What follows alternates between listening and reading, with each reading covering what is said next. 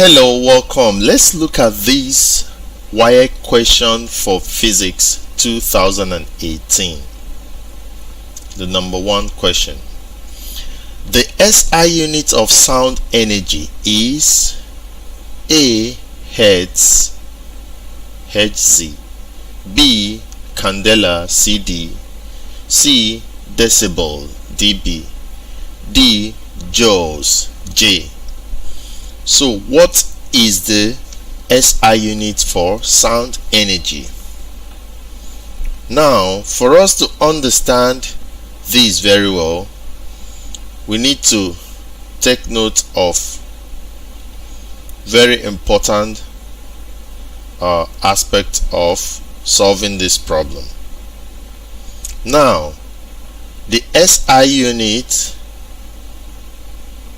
for energy in general is joules.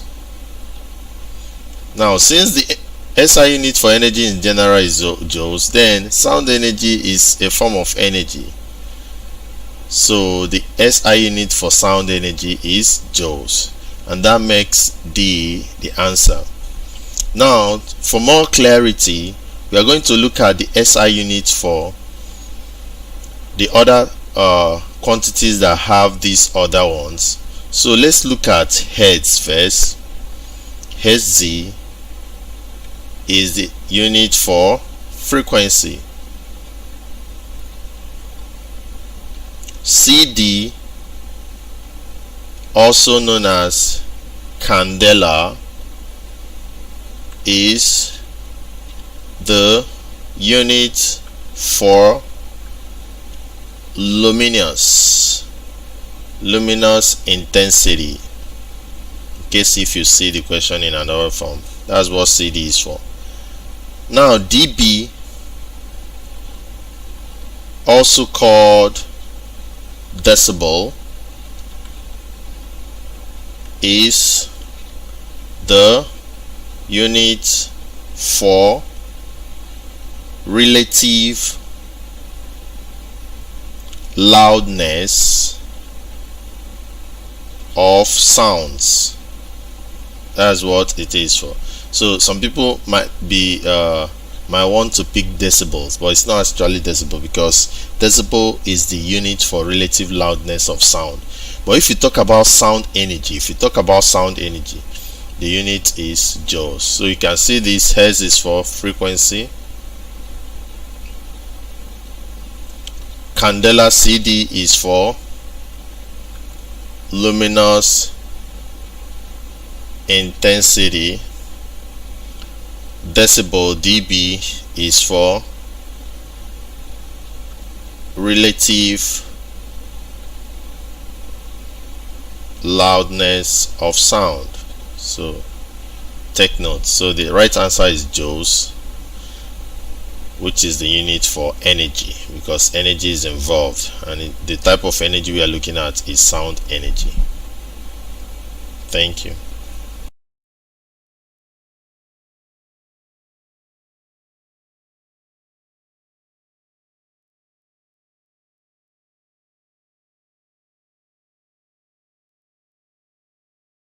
Now let's look at question number 2 for physics WAEC past question for 2018. The general definition of elastic modulus is A. Stress over strain, B. Strain over stress, C. Stress times strain, D. Square root of stress over strain. So what is the answer to this problem? For us to understand this problem, we need to understand the simple statement of Hooke's law. So we're going to look at Hooke's law, which states that stress is proportional to strain, provided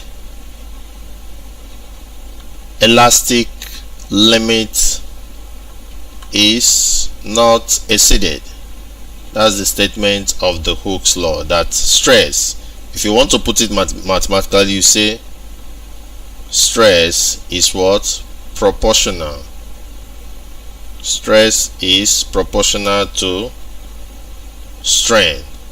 And once you have such mathematical representation, you can introduce a constant. So introducing the constant of proportionality, very important. If you want to change your proportional sign into equal to sign, you must introduce the constant of proportionality, and this constant for this case is known as Young's modulus of elasticity. That's the name of the constant that we are going to be using in this case. So if you introduce it, you can now say that stress is equal to constant, which is Young's modulus of elasticity, times strain. That's what you have. So making y the subject, you can now have that y, Young's modulus, is equal to cross multiply, so you have stress over strain, and that is the elastic modulus. So the right answer is A, which is what? Stress over strain, and that is the statement of Hooke's law. So in essence, y, which is elastic modulus, is equal to stress over strain. Very important. So you can be using this to solve some problems. And we also know that stress is simply equal to force over area, and we know that strain is equals to the extension all over the original length. So with this problem, with this equation, you can solve a whole lot of problem using the elastic modulus, stress and strain. So this expression is the same thing as saying force over area all over the increase in length, which I will call here extension, all over the original length. So that is the statement of Hooke's law explained more, where the elastic modulus is equal to stress over strain, because both of them are proportional. So that is the answer. Thank you.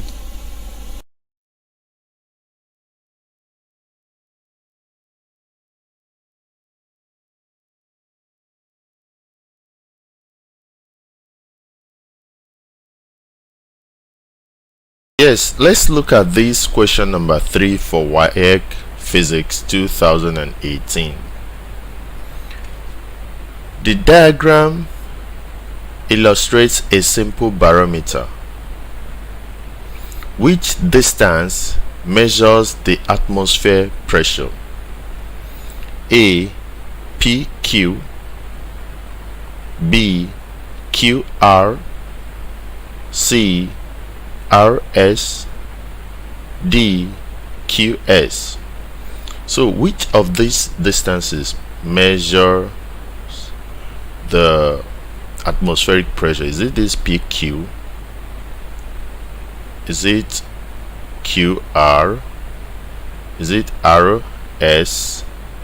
Or is it QS? So which of them? For us to understand this much better, I'm gonna make this very diagram again, and it's basically something like this.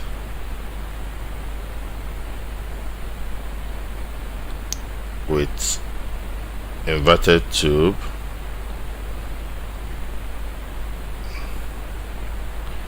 then you're gonna have the mercury.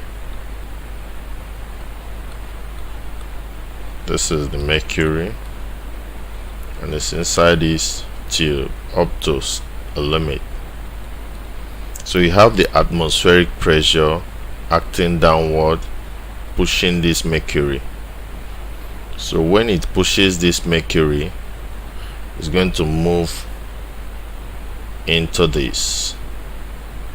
So here is vacuum, whereas this very height here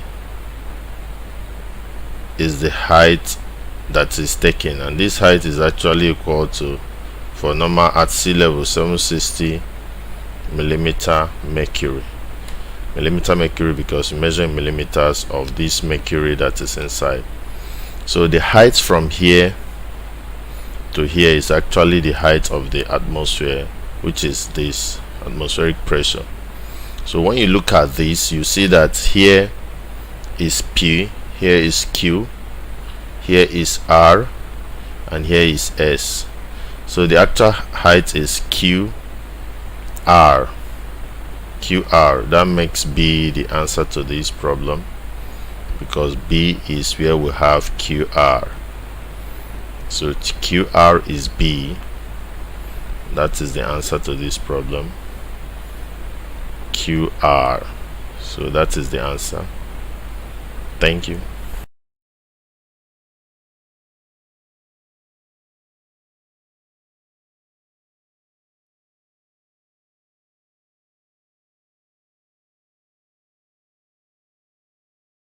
Now let's look at question number 4 for Physics WAEC 2018. The property of a body to remain at rest or to continue in a uniform motion in a straight line is called A. Momentum, B. Inertia, C. Impulse, D. Energy. So what is that property of a body that makes it to want to remain in a state of rest if it is resting, or to continue in a uniform motion in a straight line when it's moving? What is that property? We all know that this property is inertia, because that's the definition of inertia. But I will also explain the other options. So let's take the definition of inertia first. Inertia is that very property of a body that makes it to do what? To remain at rest or to continue in a uniform motion in a what? Straight line, rectilinear motion in a straight line. So that is what inertia is. Now let's look at other things like energy. Why did we say the answer is not energy? Energy is simply the what? Ability or capacity to do work. Ability of a body or its capacity to do work, and it's actually force taken through a distance. Now what is impulse? Impulse is the force, the impact of a force at a particular time or for a number of times. That's force times time. That's what impulse is. And momentum, what is the meaning of momentum? Momentum is simply the product of mass times what? Product of mass and velocity. So you see that none of these three is this, but inertia is this actually the definition of inertia, and that's why inertia is the right option for this problem.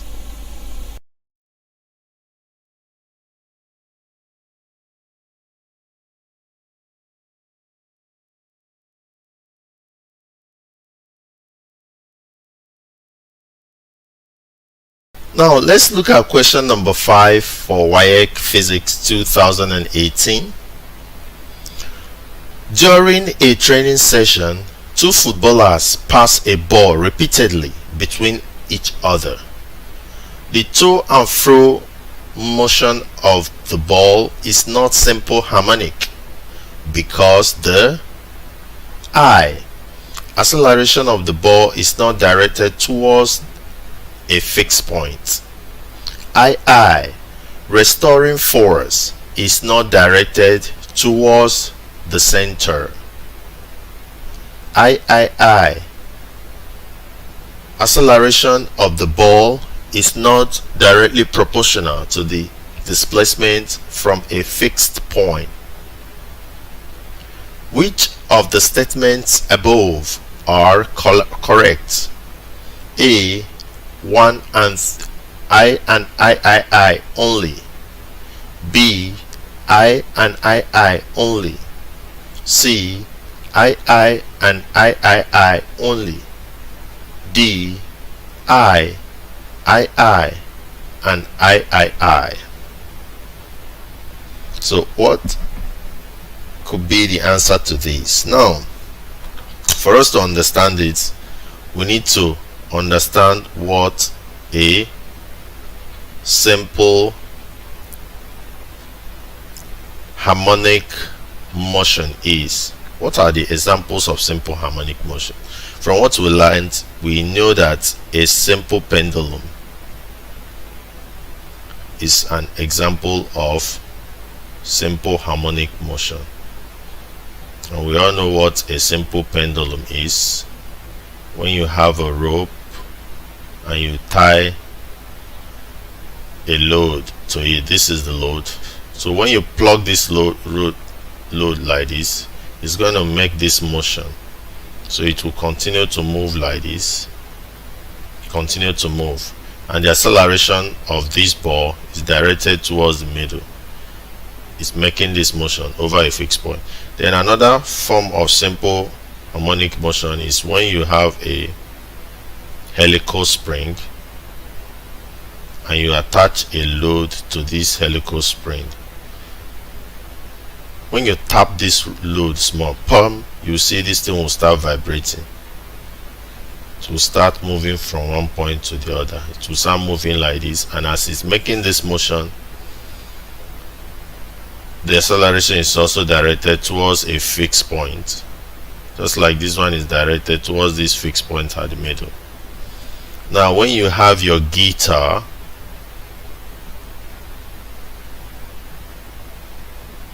you have the guitar strings that move and are attached to this point. Now when you pluck your guitar palm, it will start vibrating over a fixed point. So all these motions, both that of a simple pendulum, the helical spring, and a plucked guitar string,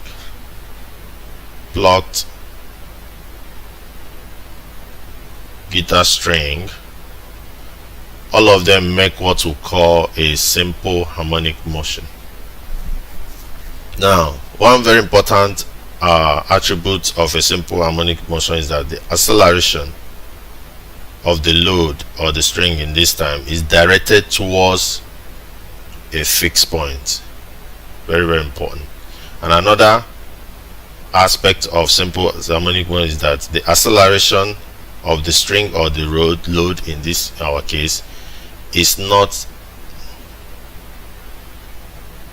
actually proportional to the displacement from the fixed point.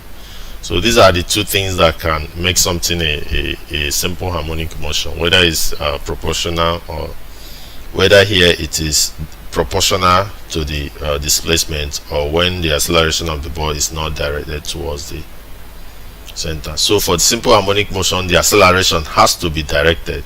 So if you are talking about simple harmonic motion, this knot and this knot here should not be there, but actually these are the things considered.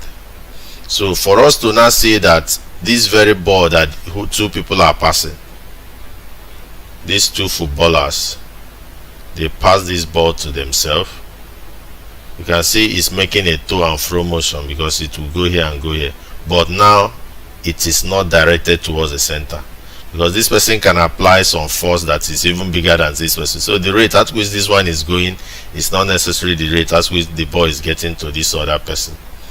So you cannot say that the acceleration of the ball is directed towards a fixed point. It's not, because it's not even a confirmed straight line movement.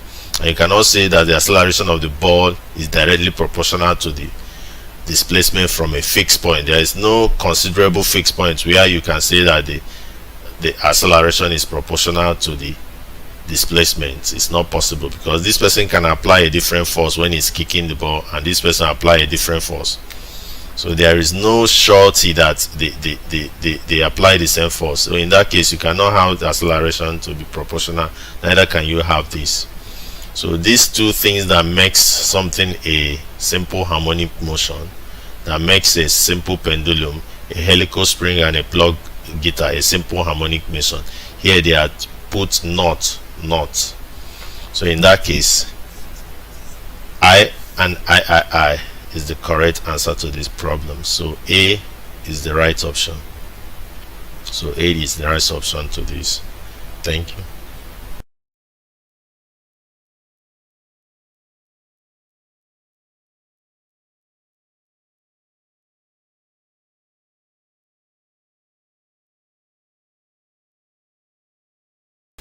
Hello, let's look at this question number 11 for WAEC Physics 2018. Now we have the question: an object at rest is said to possess A.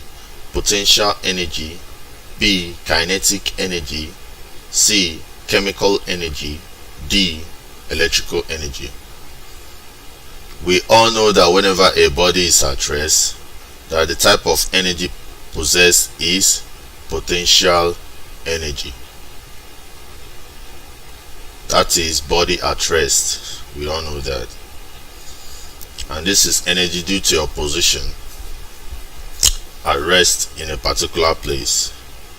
Then we also know about kinetic energy, which is energy due to motion, energy of a moving body. Then we know about chemical energy, which is energy in chemical substances. The energy you have in cassava, the energy you have in your food, matter, in form of food or any other thing. That's chemical energy. Then we know about electrical energy, the very refined energy that you can use in your house and everywhere. It's very, very refined. It can easily be transported. This is energy due to electricity and flow of electrons. So those are the various forms of energy. So the one that is for body at rest or due to height displacement from a particular point is what we call potential energy. And that is the answer to this problem. An object at rest is said to possess potential energy. If they say object in motion or object with a moving part traveling from place to place with a speed of, whenever you hear the word speed, moving with a speed, you know it's kinetic energy. Potential energy is energy, chemical energy you see in food, or the basic energy that is in matter due to the bonds in the matter. We call it chemical energy. Electrical energy is energy due to the what? Flow of electrons, or the energy caused by electricity. This electrical energy is highly applicable in so many things. So I'm talking to you now, I'm using electrical energy to power my system and other things. So that is that for this. Thank you.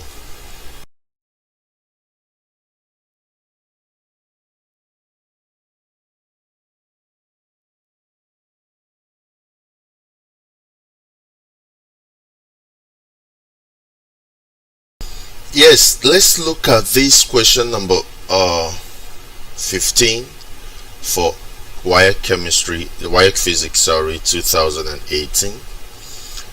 The ice point on the absolute scale of temperature is A. 0 Kelvin, B. 32 Kelvin, C. 100 Kelvin, D. 273 Kelvin. So what is the ice point? For us to understand this, we need to know about the Kelvin and the Celsius temperature scales. Now in the Celsius, we know that we have the, let's say for water, we have the 100 degrees Celsius for boiling. Then we have the ice point, 0 degrees.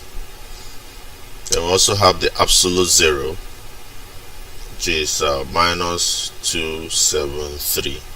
This is for Celsius. So we have the equivalent of all these for Kelvin. Absolute zero here is 0. Then here is 0. Anything you have here is anything here plus 273. So if you say minus 273 plus 273, you have 0.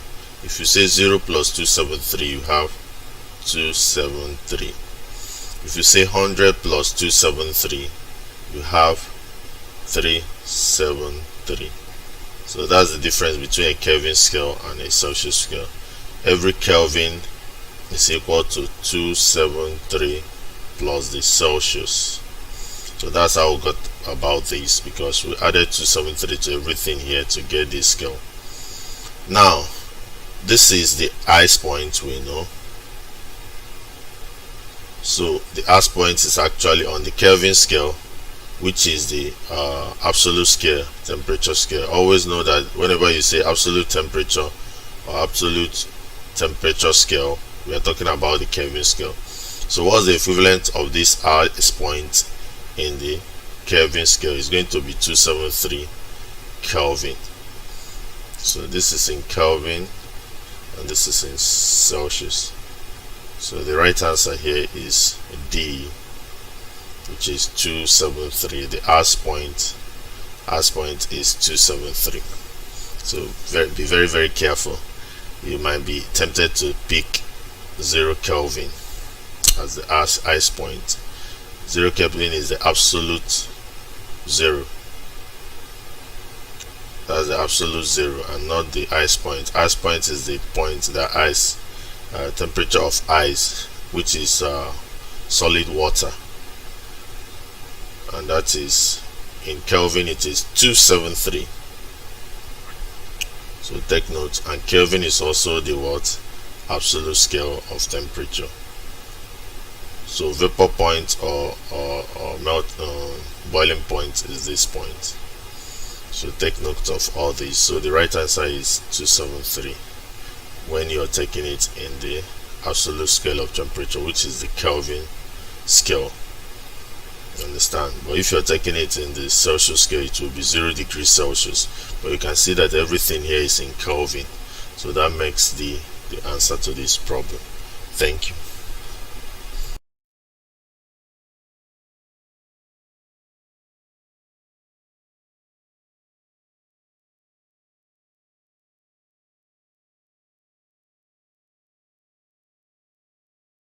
Hello, welcome. Let's look at this question number 16 for WAEC Physics 2018. Which of the following factors does not increase the rate of evaporation of water in a lake? A. Increase in the pressure of the atmosphere. B. Rise in temperature. C. Increase in the surface area of the lake. D. Increase in the speed of the wind. Now, for us to have a very good understanding of this, we have a lake.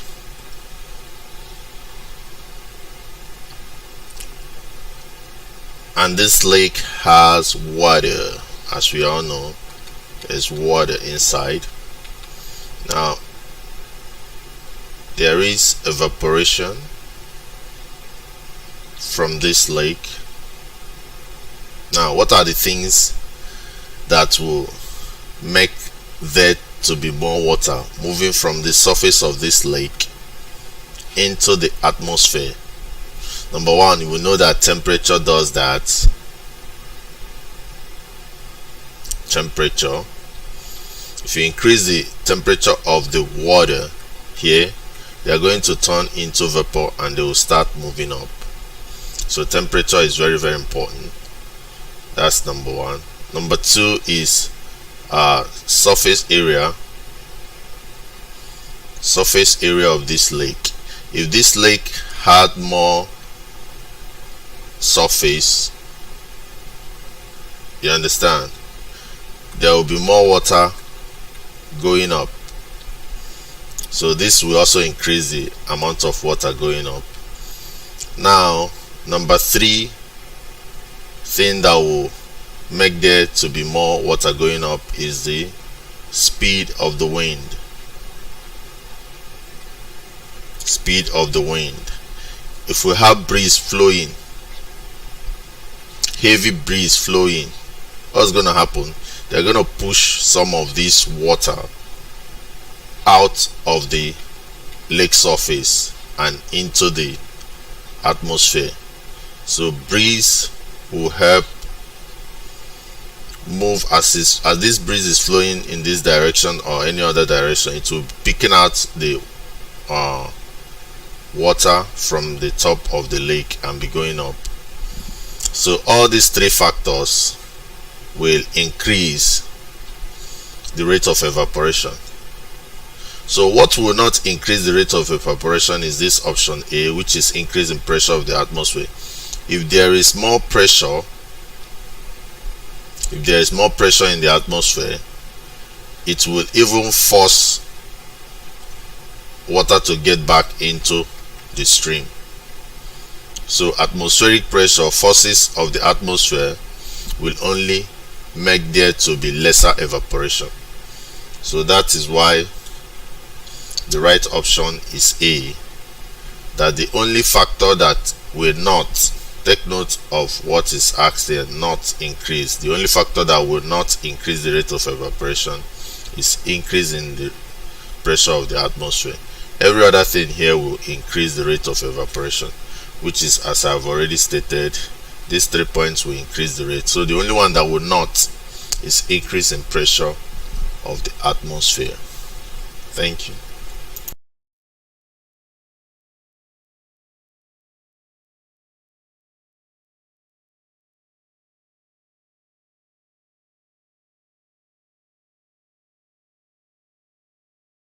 Yes, let's look at this question number 17 for WAEC Physics 2018.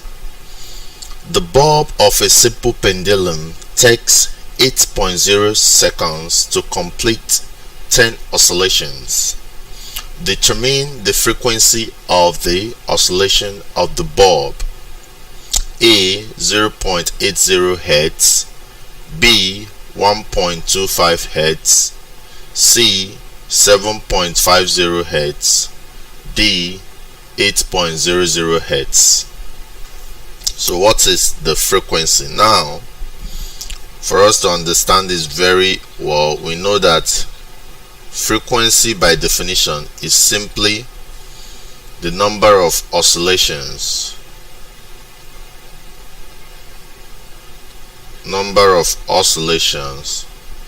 per second.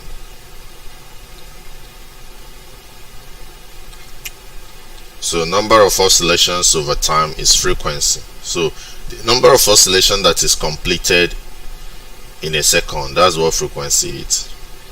Frequency is the number of oscillations per second. So how many oscillations is able to be completed in 1 second? Now if you take this number of oscillation from this is 10,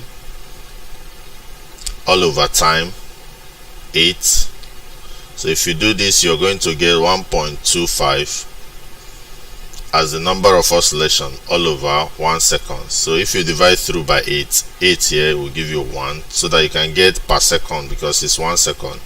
Divide this one by 8, you get 1.25.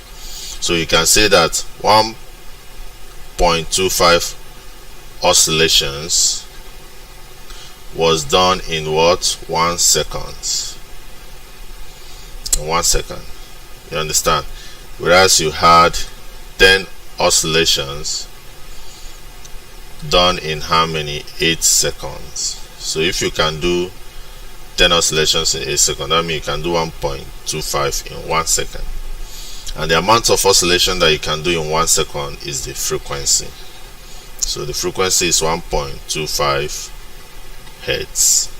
That is why B is the correct answer, because frequency is simply number of oscillations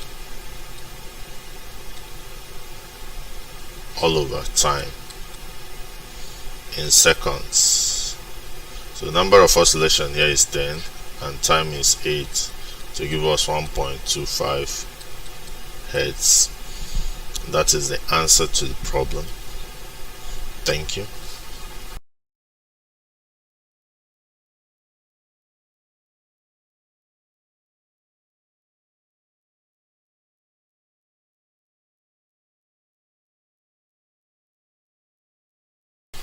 Hello, welcome. Let's look at this question number 18 for WAEC Physics 2018.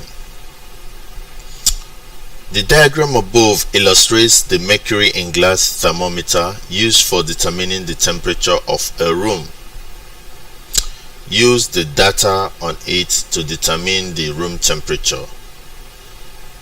A. 3.3 degrees Celsius, B. 7.0 degrees Celsius, C. 13.0 degrees Celsius, D. 30.0 degrees Celsius. Now this is the diagram we are considering. So considering this very diagram, we can see that what we actually have is this very thermometer. I have this the mercury that is covered in black. Now we have the tube.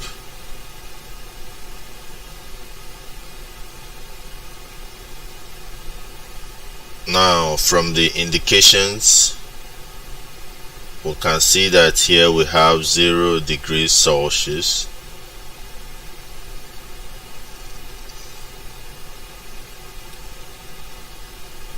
and here we have 100 degrees Celsius. Now from this 0 degrees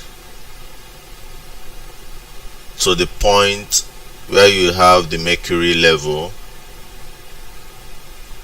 we have 3 cm.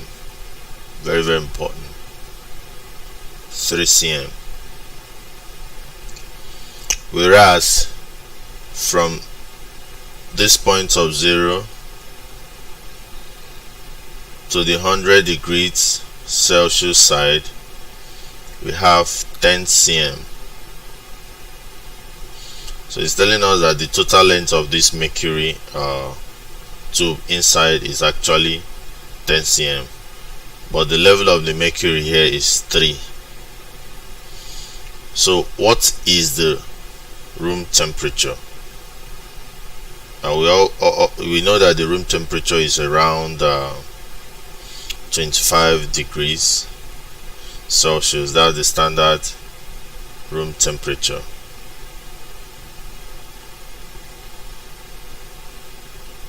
But if we are taking the measurement here, we have 3 cm, but the room temperature is supposed to be 25. So if you take half of here,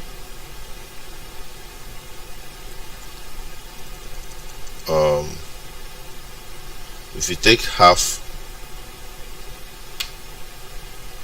of here, then you're gonna have 5 here and 5 here. That's half. Then if you take half of half, so that you can have 25 here, this is where you can have 25 degrees, which is the room temperature. So you can then read this to correlate. So what temperature can it give, given that here this is the reading? So you can see that the very reading here is somewhere above 25, which we should be assuming to be 30 degrees.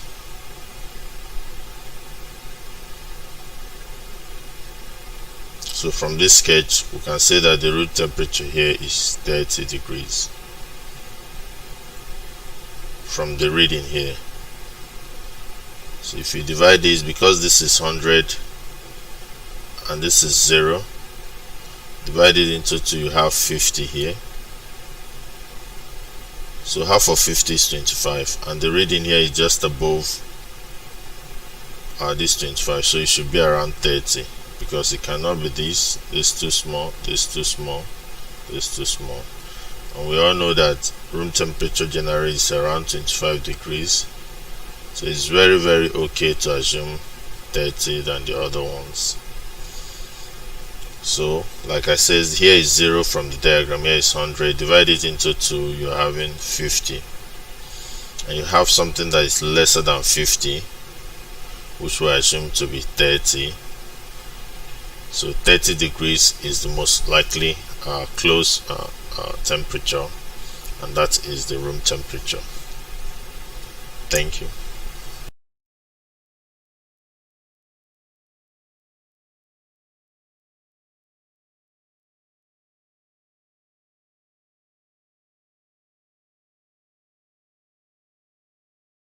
Yes, let's look at this question number 19 for WAEC Physics 2018. Frequency is measured in A. meter per second, B. second, D. hertz, C. hertz, D. farad. So what is the unit for measurement of frequency? We know that number 1, meter per second is for velocity. That's the unit for velocity. Seconds is the unit for time. Hertz is the unit for frequency, and farad is the unit for capacitance. So these are the various units for these various quantities in physics. So whenever you hear meter per second, is simply the unit for velocity or speed. Whenever you hear times in seconds, is unit for time and period as well.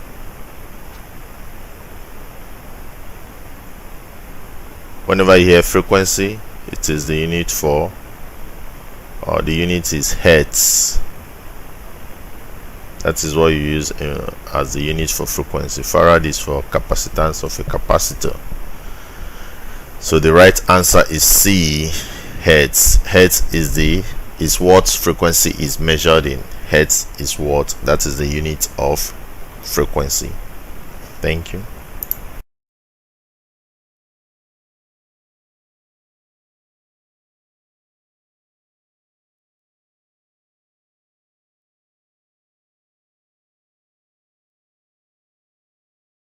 Yes, let's look at this question number 20 for WAEC Physics 2018. Which of the following electromagnetic waves is most energetic? A. radio waves, B. X-ray, C. gamma rays, D. ultraviolet rays. Now if you look at the scale for frequency or any other thing, you're going to find out that on one side you have the radio waves, and on the other extreme you have the gamma rays. So in terms of wavelength, this one has the highest wavelength.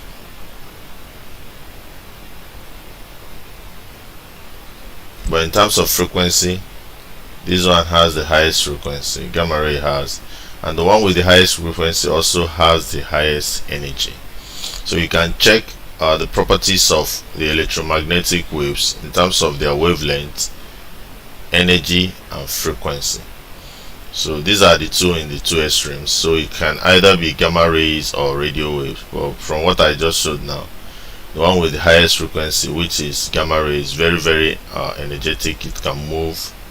So the answer to this is gamma rays. So you have radio waves. After radio wave, you have what we call microwave. After microwave, then you have other forms of waves like the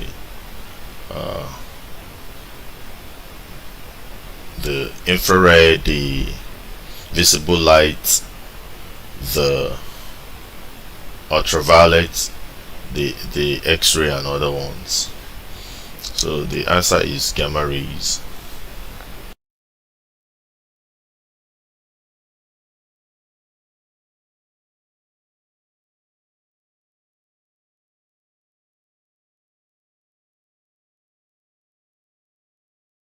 Yes, let's look at this question number 46 for WAEC Physics 2018. Which of the following particles may be emitted in a process of natural radioactivity? A. Alpha particles and beta particles. B. Alpha particles and X-rays. C. Beta particles and S-rays. D. X-rays and gamma rays actually and X-rays. So now, whenever there is natural radioactivity, the particles that are emitted are alpha particles, beta particles, and gamma rays. Now, natural radioactivity is what happens in our daily life, like when you have, mostly it happens in rocks. And this actually causes uranium to be disintegrated into radon, emitting things like the alpha particle, beta particle, and the gamma rays. Now, the alpha particle and the beta particles are trapped inside the rock, whereas the gamma ray escapes. It's very light. So that's what actually happened. So from this option, you can see that the option that has the alpha and beta particle is the A option, alpha particles and beta particles. So there's nothing like X-ray here. So this makes this invalid. X-ray makes this one invalid, and as well here. So this is gamma rays. Gamma rays is also emitted in natural radiation, but it escapes. But the alpha and beta particles are retained or are trapped in the rocks. So natural radiation happens in our, you see there is always radiation bombarding from the cosmic space, bombarding us here on Earth, but we witness it mostly in rocks, and it actually involved the radioactive decay of this radioactive element of uranium to get radon, thereby emitting particles like alpha particle, beta particles, which are trapped in the rocks, and gamma rays, which escape. So the answer is A, alpha particles and beta particles. So take note, this specific concentration on natural radioactivity.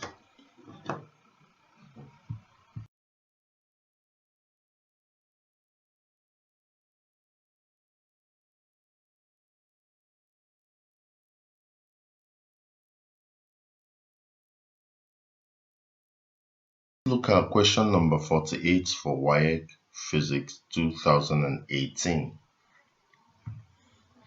Which of the following radiations has the longest wavelength?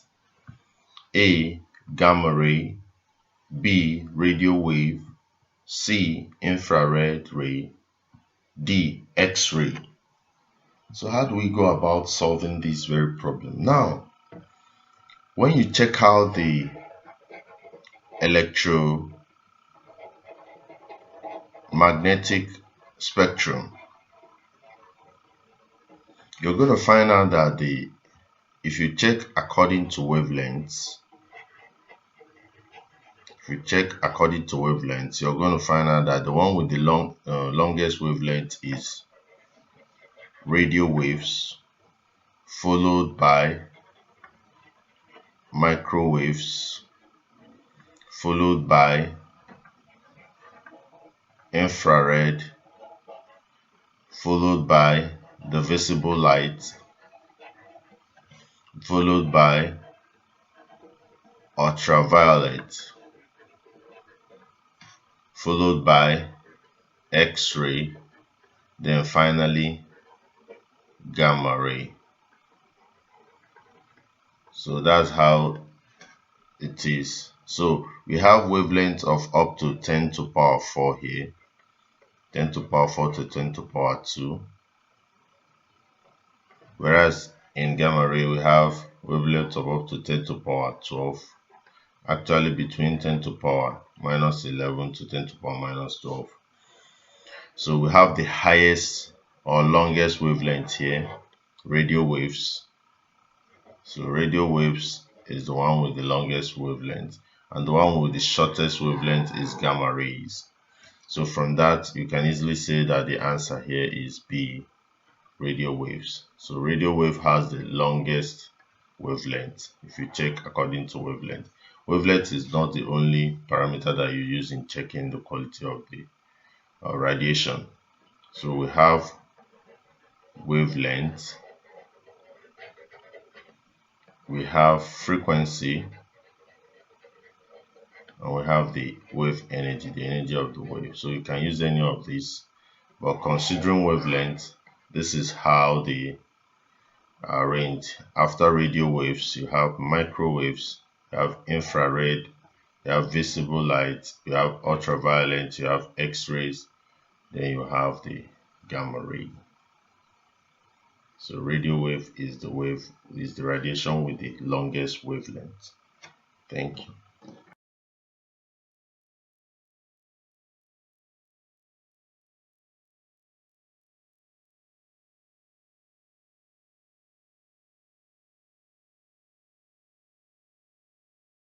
Yes, let's look at this problem.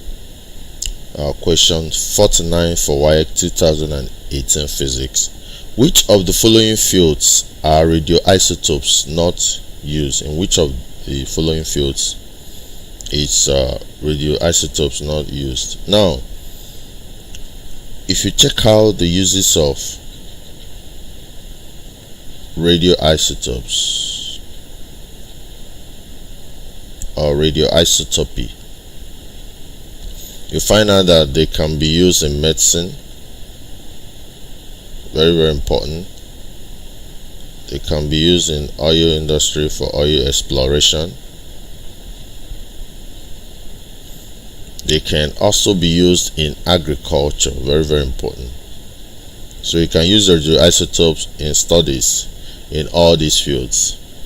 But the last option, weather forecast, there is no such in our books from what we've read so far under radioisotopy and its application. So it's not actually used in weather forecast.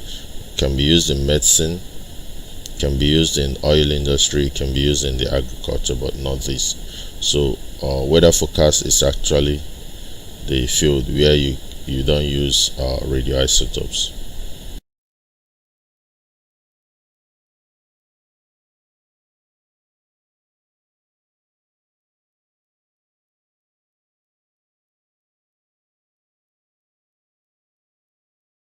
Hello, welcome. Let's look at this WAEC physics for 2018 question 50.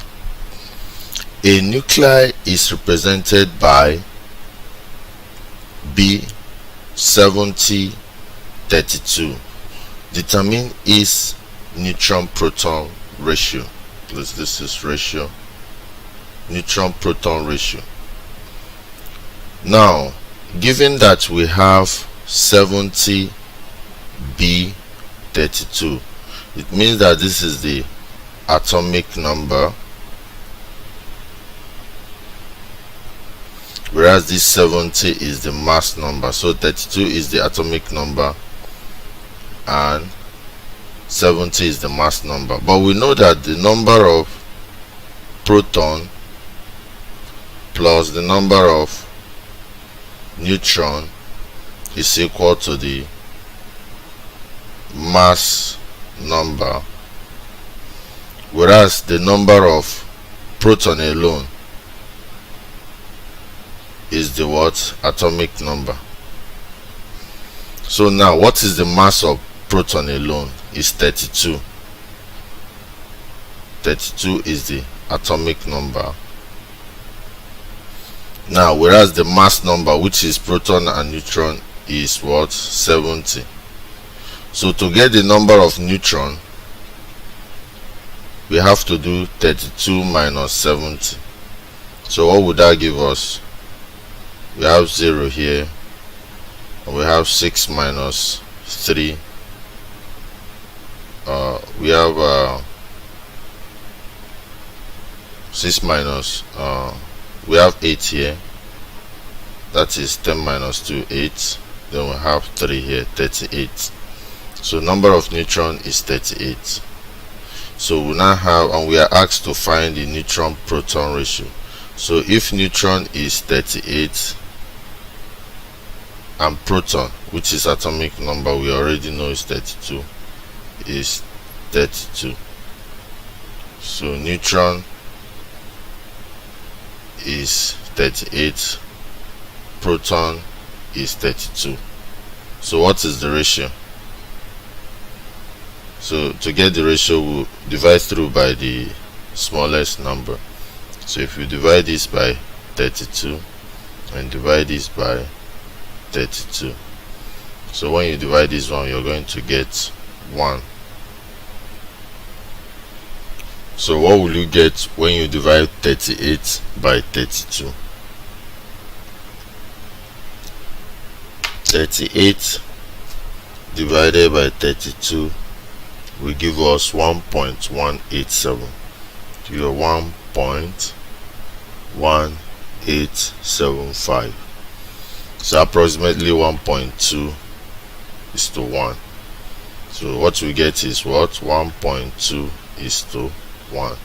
So 1.2 is the ratio, and that makes C the answer to this problem. So C is the answer because it's 1.2 is to 1, and that is the answer.